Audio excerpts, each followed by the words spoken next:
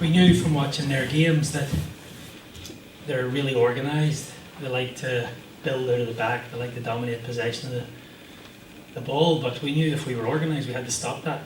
And I think from the first minute we did. You saw that they rarely built out of the back when they did try. I think their goalkeeper kicked it out of bounds for throw-ins about half a dozen times. Central defenders didn't be comfortable in the ball. And that's a credit to the lads for remaining disciplined and following like the instructions of what we set up to do. I think they put in the effort that matched that organisation.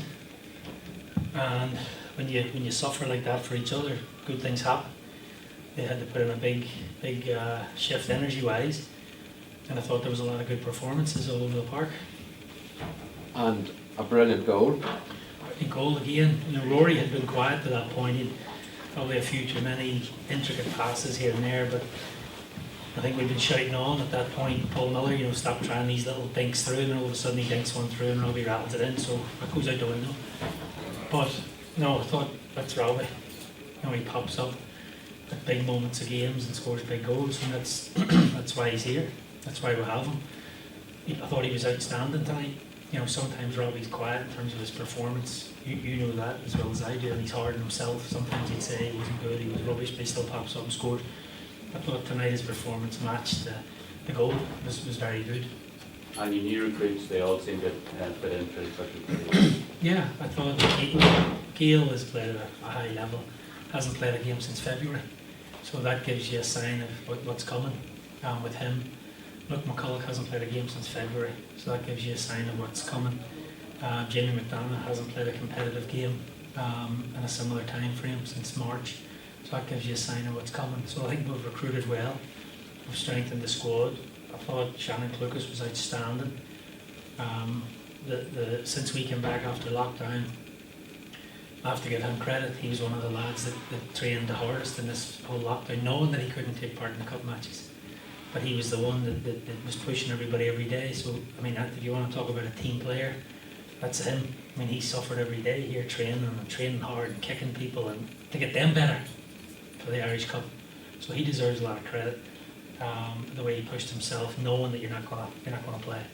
So he deserves a lot of credit for how he performed tonight. Delighted for him. Delighted for all of them. We were hard on them last week after a poor performance against Coleraine. And a friendly here, we were poor. Probably the poorest performance since I've been at Glentoran, if I'm being honest. But maybe it came at the right time. Maybe it came at the right time as a wake-up call to say, look. But I knew they prepared well. They were disappointed after the game last week against Coleraine. And it's a sign of where we've come from and where we are, where the players now are disappointed with bad performances. I think losing or mediocrity is a habit, and that was maybe the habit here in previous years, but now they don't accept it, so we don't have to say much. They were arguing and shouting and roaring after that performance last week against Coleraine. So that's a sign of where we've come from and where we are, that if you want to improve, you have to know you were poor, and they knew that. So I'm glad they worked well this week. And it showed tonight. They were organised, they were disciplined, they were good when they had to be, they played when they could, but they carried out the game plan the way we asked them to. Sets up a huge match, of course, next week. They're all just matches. I don't know what the huge or the small is. They're all matches to me. And we're not going to Motherwell next week to make up the numbers. We're not going there for a day trip to bring back rock for the kids. We're going there to give them a game. You look at what's rock in Motherwell. You know, so we're not going to make up the numbers there. We're going there to try to get a result as best we can. If we don't, we don't. We do. But those players believe that we can get a result, and that's half the battle in football. Belief. Is it a bit of a relief as well, the fact that it's a close game? It's not, you're not travelling somewhere mental. Yeah, it is actually. The way things are at the minute, it's with stories coming out of football every day with things that are going into lockdown and games are cancelled. And I spoke to someone in Gibraltar the other day, Lincoln Red Imps were due to play a Kosovan team, and an hour before kick-off the game's cancelled, and now they're due to reschedule to play on Friday, and it's chaos. So we're glad it's a UK-based team, so I don't think we'll have to worry about a lot of those quarantine issues and things like that. Like, I think this is maybe only the 6th time in Glentoran's history that you've progressed in Europe. How big is that for the club? And obviously financially it's a big thing as well as meeting Motherwell. Yeah, look, I don't know how big it is for the club. I know it's another win for Glentoran, and the fans, I'm sure, are delighted. It's another step. Yes, it's another sort of marker in the history of the club. So yeah, it's likely for the historians around the place. I'm new around here. I just know it's another big result for Glentoran right now, and I'll leave that up to our board and fellas that have worked hard upstairs suffered for a long number of years to let me know what the historical part of it is. But yes, I'm delighted for the fans at home. I'm sure there was some celebrations tonight, and social distancing, of course, in the supporters clubs, no doubt. But yeah, glad we could get a result tonight. Really glad. And you said in the build-up to this game that you hadn't really studied Motherwell in any great detail, and does that sort of start tonight, tomorrow? I'll be on a plane Saturday morning, watch them. So I believe they were here tonight. So we'll be guests of them hopefully on Saturday, and we'll see the hotel we're going to stay in with the team and check everything out, and make sure all the preparations go well, and we'll be preparing for them as of tomorrow. Bring back some rock. Bring back some rock. If you get rock from Motherwell, I'll give you the money myself. Years ago you saw in Newcastle, bring people home rock. No wonder people here have no teeth. Well, your goalkeeper, by the way, made a really crucial save just after the break. That was a telling moment. There was, I can't remember, it was an error by us, wasn't it? Or we give them a free kick, or look, we know what we've got here. Dale Colling is a 23-year-old potential star. Hopefully he's with us for a while, but he's got a big future ahead of him. A giant, trains hard.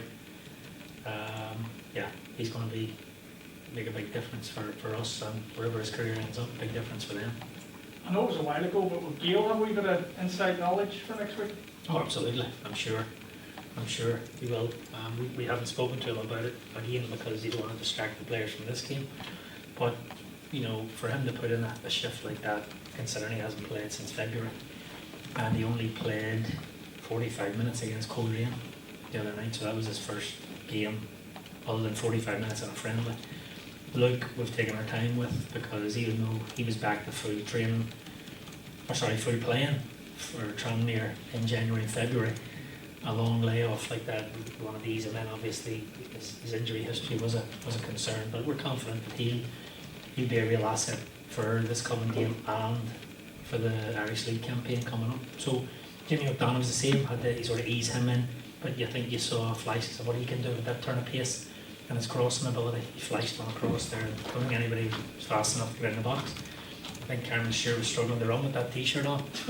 He was still trying to get him out of it downstairs, to put butter on him. Get him out of the shirt. But one player you haven't mentioned actually, Keelan Marin, similar position probably to... Brilliant. Keelan Marin, we didn't bring Keelan Marin here as a right back, we brought him here as a central defender. And his future in football, he believes, is a central defender. But Keith and Paddy had a decent partnership through the Irish Cup run. I think they earned the right to play. Keelan had a hard decision tonight. We have to leave people out. I had to leave out Mal Smith and Johnny Fraser and Stevie Gordon and players like that. So it's not easy to have to leave players out. But Keelan can cover a few positions, so it's nice to have him in there. But he also hasn't played in a long time. He hasn't kicked the ball cup tied, trained hard, doesn't drive, so has to get up from Newry somehow, hitchhikes, I don't know how he gets up. And Kieran O'Connor wasn't up all last week because he was sick, so Keelan actually missed a lot of training last week, so that was basically the first time I've seen him. So to get thrown in at the deep end. But look, Keelan's only 21. Him and Paul McCricky have been called into the under-21s for this next trip.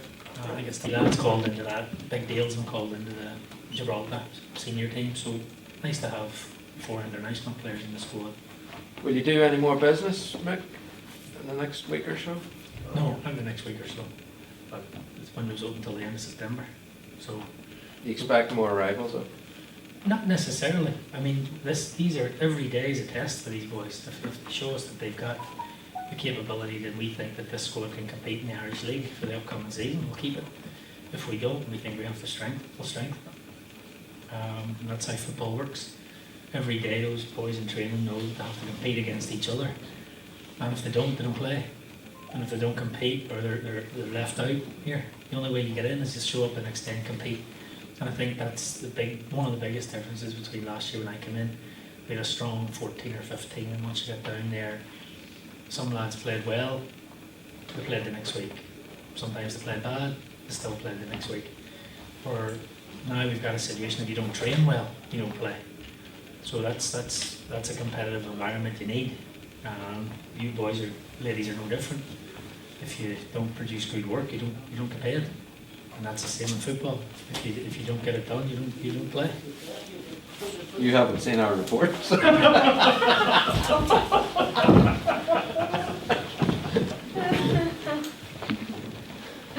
But listen, you did well tonight. It's great to see you through. Thank you. Thanks very much.